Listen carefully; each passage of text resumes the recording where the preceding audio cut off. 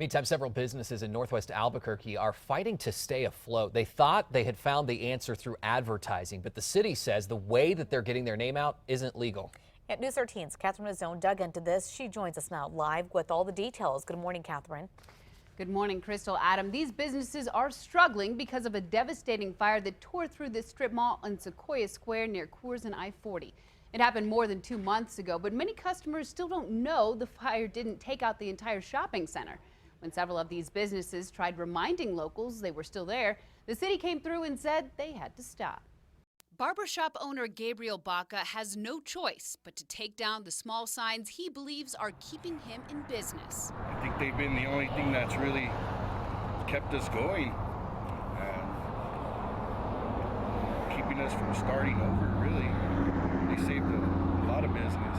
Baca recently relocated to an empty suite in Sequoia Square after a fire shut down the building housing his old shop 100 yards away. We have that sign now just to show the people that we moved we're still here. But the city says those signs aren't allowed, and they ordered Baca to take them down. They have to be permitted,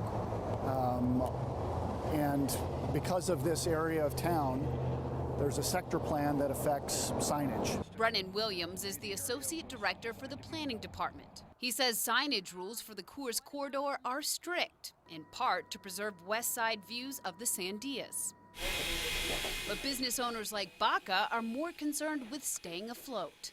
Now that we got this location, it's a little bit harder to see from the street, so we don't get the walk-in traffic like we used to. The barber says he's lost about 50% of business since the fire. It's been pretty rough. And not just for Baca. It took several weeks for even our loyal customers to realize that we were still in business. Electric Clouds owner Damian Barth says they too have tried using signs. 5-foot banner signs to be exact, just to let people know they're still open. But every attempt has been forced down by the city, including the ones on private property.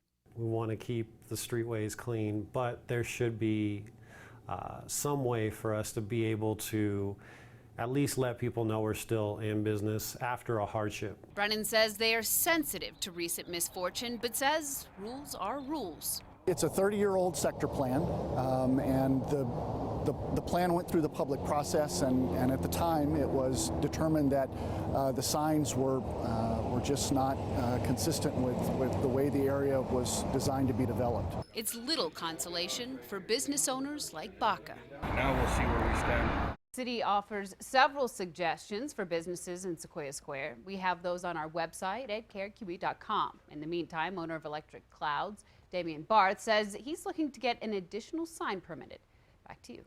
All right, thanks, Catherine. Meanwhile, the district's counselor says this problem needs to be dealt with right away. Ken Sanchez says it is important to find ways to help these businesses to make sure they can keep their doors open.